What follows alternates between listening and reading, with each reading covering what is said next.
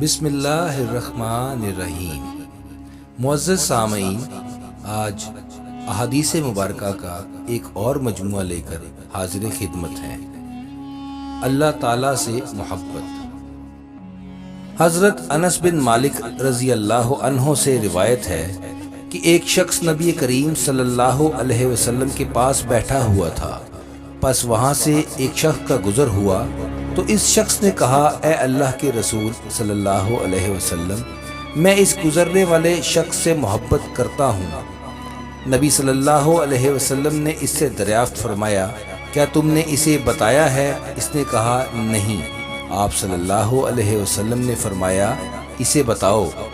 راوی بیان کرتے ہیں کہ ان دونوں کی آپس میں ملاقات ہوئی تو اس نے اسے کہا کہ میں اللہ کی رضا کی خاطر تم سے محبت کرتا ہوں۔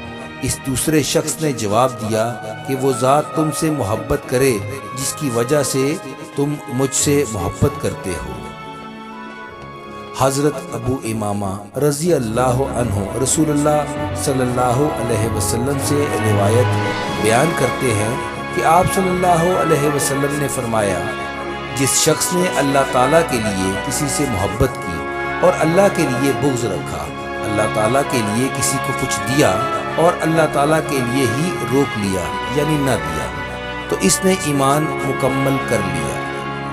حضرت ابو ذر رضی اللہ عنہ بیان کرتے ہیں کہ رسول اللہ صلی اللہ علیہ وسلم نے فرمایا، اللہ کے لیے محبت اور اللہ کے لیے بغض رکھنا افضل اعمال میں سے ہیں۔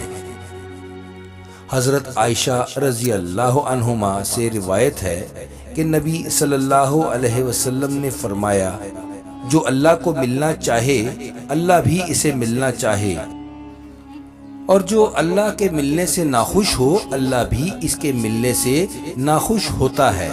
حضرت عائشہ رضی اللہ عنہما نے کہا کہ میں نے پوچھا، یا رسول اللہ صلی اللہ علیہ وسلم، ہم سب موت کو برا جانتے ہیں، یعنی کسی کا دل موت کی طرف راغب نہیں۔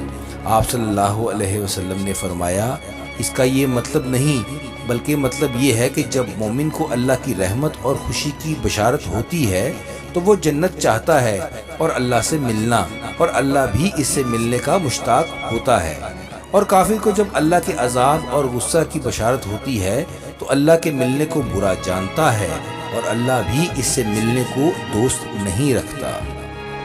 حضرت عبادہ بن صامت رضی اللہ عنہ سے روایت ہے کہ نبی کریم صلی اللہ علیہ وسلم نے فرمایا، جو اللہ کو ملنا چاہتا ہے اللہ بھی اس کو ملنا چاہتا ہے، جو اللہ کا ملنا برا جانے اللہ بھی اس کے ملنے کو برا جانے۔ میرے معزز سننے والوں، امید کرتا ہوں احادیث مبارکہ کا یہ مجموعہ کا بیان بھی آپ کو پسند آیا ہوگا۔ اس بیان کو لائک کیجیے، آپ جتنا اس کو لائک کریں گے اتنا ہی یہ دوسرے مسلمانوں تک پہنچ سکے گا۔ احادیث مبارکہ کا سننا اور دوسروں کو سنانا دونوں عمل باعث ثواب ہے۔ اللہ تعالی ہمیں احادیث پڑھنے اور ان پر عمل کرنے کی توفیق عطا فرمائے۔